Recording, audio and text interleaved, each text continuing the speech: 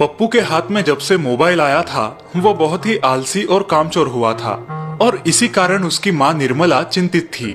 पप्पू बेटा नहा लो, 10 बज चुके हैं, मुझे काम पे निकलना है। क्या मुसीबत है। हाँ माँ, ये एक गेम खत्म कर लूँ फिर नहाता हूँ। और अपने कपड़े, स्कूल की किताबें ठीक से अलमारी में रख देना। क्या हाल बना के रखा है तुमने अलमारी का? अरे कुछ नहीं होता माँ, चीज बिखरी हो तो उल्टा जल्दी हाथ में लग जाती है। पप्पू की आदतें बिगड़ रही है, इससे पहले कि देर हो जाए मुझे कुछ करना होगा। हर साल गर्मियों की छुट्टियों में पप्पू उसके मामा मनोज के गांव जाता है। इस साल उसकी माँ निर्मला उसे गांव छोड़ने जाती है। अब मनोज भैया ही इसे सुधार सकते हैं। पप्पू अपने मामा मनोज के गांव पहुंच जाता है। मामा के बच्चों के साथ उसकी खूब जमती। लगभग एक ही उम्र के होने की वजह से सारे बच्चे हर साल छुट्टियों का दिल खोल के आनंद उठाते। लेकिन इस बार शहर से आए पप्पू में काफी बदलाव आए थे। पप्पू उठो, चलो आज पहाड़ पे चढ़ाई करनी है। कल भी तुम नदी पर तैरने नहीं आए। हाँ पप्पू, तुमने बहुत ज्यादा मिस किया। अब उठो भी, देर हो रही है। सोने दो ना यार, तुम लोग जाओ, मुझे नहीं आना। कौन इतनी ऊंची पहाड़ी चढ़ेगा। मुन्ना और सोनाली पप्पू के इस बदले बर्ताव से चकित हो गए थे और साथ ही दुखी भी।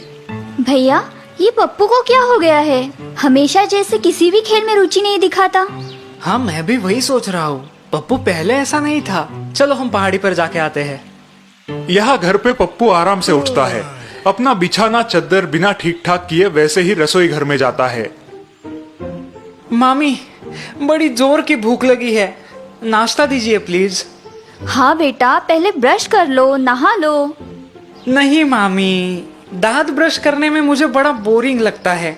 मैं नाश्ता करने के बाद ब्रश कर लूंगा। ये पप्पू को क्या हो गया है? जब से आया है बदला बदला लग रहा है। पहले कितना गुणी था, एक भी बुरी आदत नहीं थी।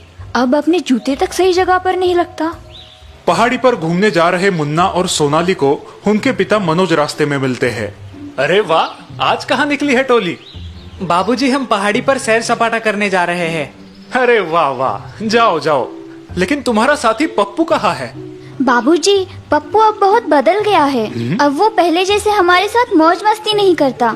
जब देखो तब मोबाइल लेके बैठा रहता है या सोता रहता है। तभी निर्मला वहाँ पे आती है। देखा भैया, मैंने कहा था ना पप्पू की आदतें बिगड़ रही है। अब आप ही कुछ कीजिए।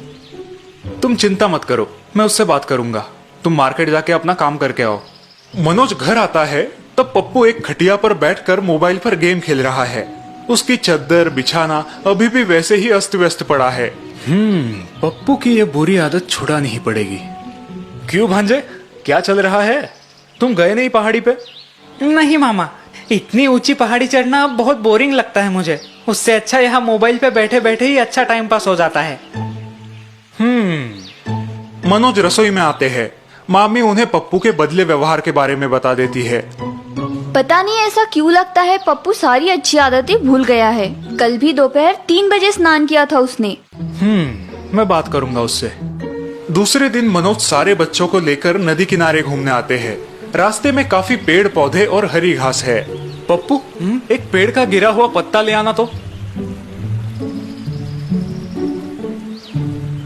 थोड़ी देर चलने के बाद मनोज पप्पू को पेड़ की एक छोटी टहनी तोड़ने को कहता है। पप्पू आसानी से वो काम कर देता है। थोड़ा और आगे जाने के बाद मनोज पेड़ की थोड़ी बड़ी शाखा तोड़ने के लिए कहता है। इस बार पप्पू को थोड़ी मुश्किल होती है, लेकिन जोर लगा के वो पेड़ की छोटी टहनी तोड़ ही लेता है। मामा, ये क्यों करवा रहे हो आप मुझसे? बताता हूँ बेटा। थोड़ा आगे जाने के बाद मनोज पप्पू को एक पौधा उखाड़ने का चैलेंज देता है। पप्पू बहुत जोर लगाता है और जैसे तैसे वो पौधा तोड़ लाता है। मामा, बस अब आगे जाके मुझे पेड़ उखाड़ने के लिए मत बोलिए। इस पौधे ने मेरी पूरी ताकत ले ली है। मामा हंसने लगते हैं। सारे बच्चे आश्चर्य से एक दूसरे की ओर देखते हैं। मामा सबको लेके एक बड़े से वृक्ष की छाव में बैठ जाते हैं। पप्पू, मैंने तुम्हें जो काम करने के लिए कहे हैं, क्या उनका मतलब तुम समझ गए? नहीं मामा, टहनी तोड़ना तो आसान था, लेकिन वो पौधा उखाड़ते उखाड़ते मेरी हालत खराब हो गई। एकदम सही कहा तुमने। यही बात हमारे आदतों को भी लागू होती है। क्या मतलब बाबूजी? हम समझे नहीं। इसका मतलब बुरी आदतें अगर हम जल्दी से छोड़ दे तो वो आसानी से छूट जाती है। जैसे तुमने छोटे पत्ते टहनी तोड़ लाई। लेकिन जैसे ही हमारी बुरी आदतें पक्की या पुरानी हो जाती है, उनसे छुटकारा पाना बहुत कठिन होता है, एकदम उस बड़े पेड़ की तरह जिसकी जड़ें जमीन में पक्की जम गई है। समझे? पप्पू को उसकी गलतियों का एहसास हो जाता है। वो मनोज मामा को अपने आप को बदलने का वचन देता है और दूसरे ही दिन से पप्पू में आया अच्छा बदलाव घर में सभी नोटिस करते हैं और संतुष्ट होते हैं।